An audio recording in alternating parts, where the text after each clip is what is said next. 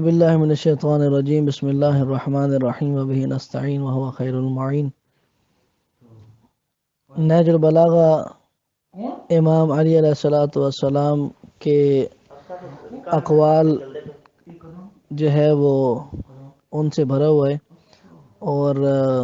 اس کے بعد ابھی جس کے متعلق گفتگو کرنے لگے ہیں وہ کلمات قصار ہیں۔ ان میں سے سب سے پہلے امام علیہ السلام فرماتے ہیں کہ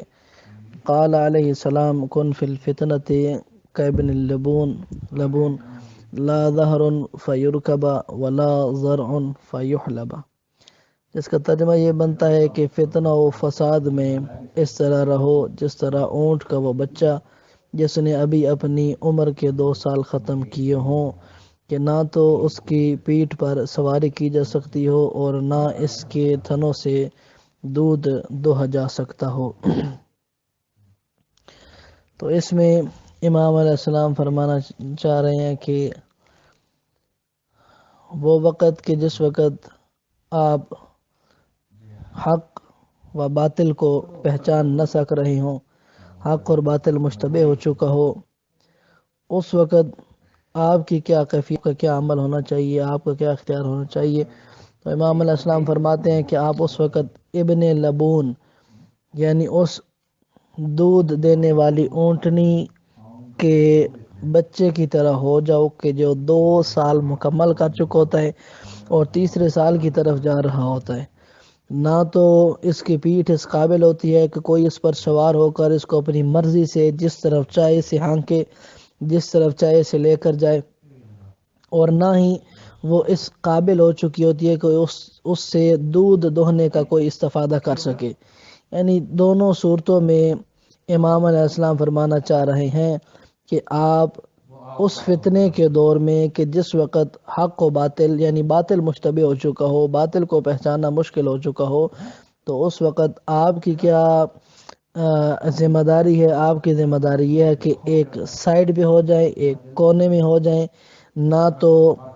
ایک طرف کا ساتھ دیں نہ طرف ثانی کا ساتھ دیں، بلکہ آپ کی ذمہ داری بس اور بس اس بچے کی طرح ہو جائے کہ جو نہ کسی کو فائدہ دیتا ہے اور نہ ہی کسی کو نقصان دیتا ہے۔ اس میں جو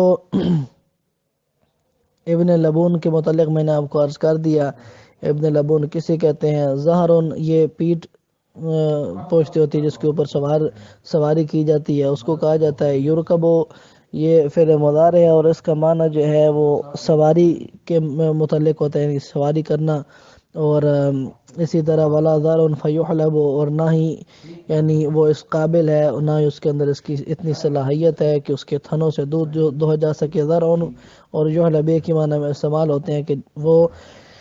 کہ جس سے دودھ دوہا جائے۔ اب لا نافیہ لگا ہوا ہے تو اس لیے یہ کہہ رہے ہیں کہ وہ کہ جس کے اندر اتنی صلاحیت نہ ہو کہ جس سے دودھ دوہا جا سکے۔ السلام علیکم ورحمۃ اللہ وبرکاتہ۔ باللہ من الشیطان الرجیم بسم اللہ الرحمن الرحیم وبہ نستعین وہو خیر المعین۔ نہج البلاغہ امام علی علیہ السلام کے اقوال جو ہے وہ ان سے بھرا ہوا ہے۔